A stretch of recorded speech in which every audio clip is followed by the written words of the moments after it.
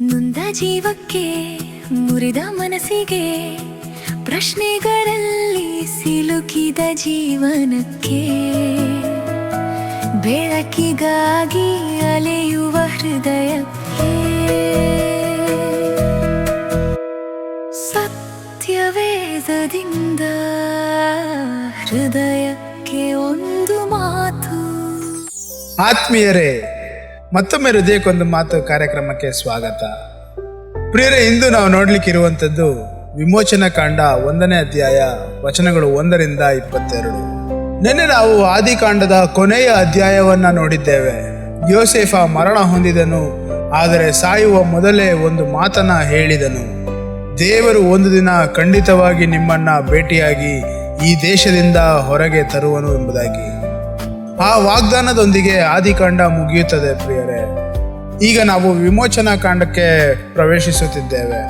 ವಿಮೋಚನಾ ಕಾಂಡ ಅಂದರೆ ಕೇವಲ ದಾಸ್ಯದಿಂದ ಬಿಡುಗಡೆಯ ಕಥೆಯಲ್ಲ ಪ್ರಿಯರೇ, ಇದು ದೇವರು ತನ್ನ ವಾಗ್ದಾನವನ್ನ ಹೇಗೆ ನೆರವೇರಿಸುತ್ತಾರೆ ಎಂಬ ಕತೆ. ಇಂದು ನಾವು ನೋಡುವ ಮೊದಲ ಪ್ರಶ್ನೆ, ಯೋಸೇಫನ ಕುಟುಂಬ ಹೇಗೆ ದಾಸರ ಜನಾಂಗವಾಯಿತು ಎಂಬುದಾಗಿ. ಆದಿಕಾಂಡದ ಕೊನೆಯಲ್ಲಿ ಸುಮಾರು 70 ಜನರ ಕುಟುಂಬ ಐಗುಪ್ತಕ್ಕೆ ಬಂದಿತು.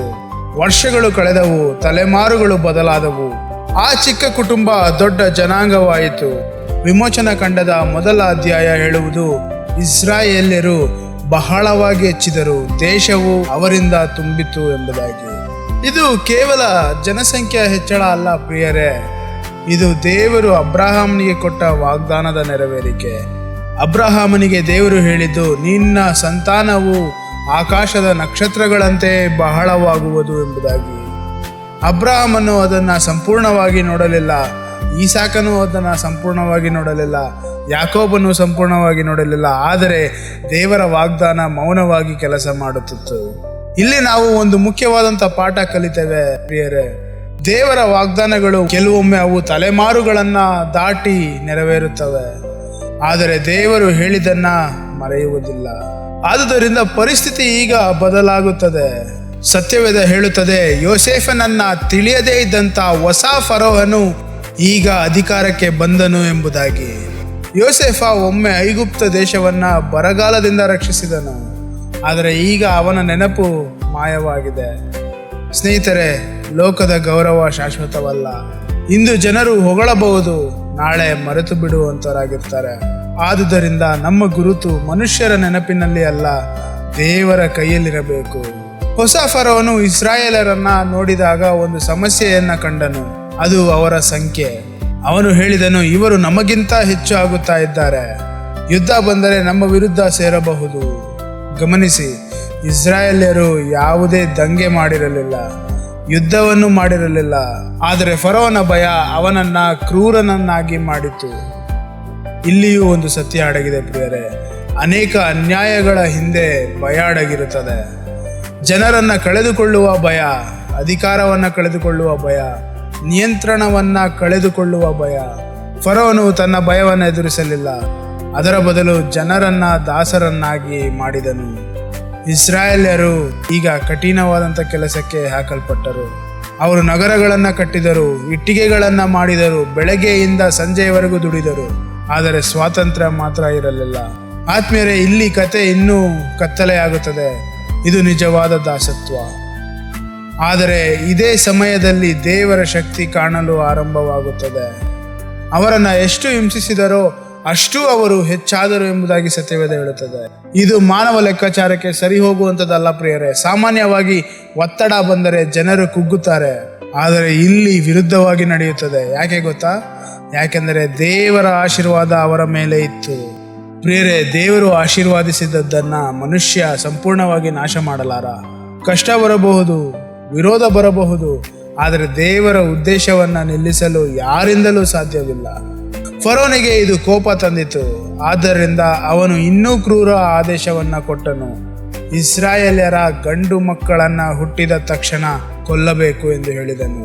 ಈ ಕೆಲಸವನ್ನ ಮಾಡಲು ಅವನು 2 ಸೂಲಗಿತ್ತಿಯರನ್ನು ಸಹ ಕರೆಸಿದನು. ಅವರ ಹೆಸರುಗಳು ಶಿಫ್ರಾ ಮತ್ತು ಪೂವಾ.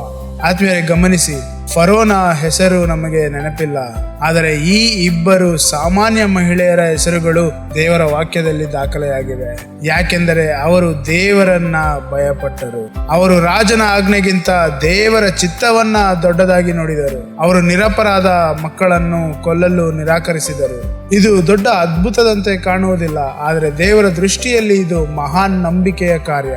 ಸತ್ಯದಲ್ಲಿ ನಿಲ್ಲಲು ಯಾವಾಗಲೂ ದೊಡ್ಡ ವೇದಿಕೆ ಬೇಕಾಗುವುದಿಲ್ಲ. ದೇವರು ಕೊಟ್ಟಿರುವ ಸ್ಥಳದಲ್ಲೇ ನಿಷ್ಠೆಯಿಂದ ನಿಲ್ಲಬೇಕು. ಫರೋಹ ಕೊನೆಗೆ ಇನ್ನೊಂದು ಆದೇಶವನ್ನು ಕೊಡುತ್ತಾನೆ, ಹುಟ್ಟುವ ಪ್ರತಿಯೊಂದು ಗಂಡು ಮಗುವಿನ ನೈಲ್ ನದಿಗೆ ಎಸೆಯಬೇಕು ಎಂಬುದಾಗಿ.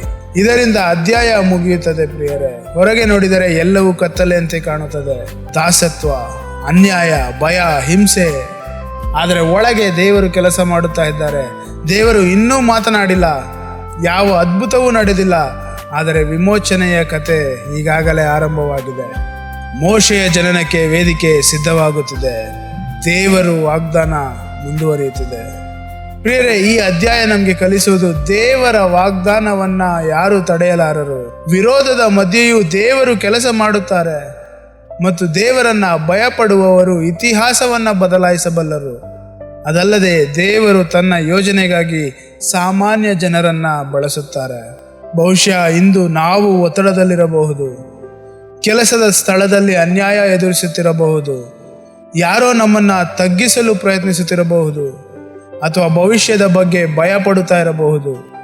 ಈ ಅಧ್ಯಾಯ ಒಂದು ಪ್ರಶ್ನೆಯನ್ನ ಕೇಳುತ್ತದೆ ಪ್ರಿಯರೇ.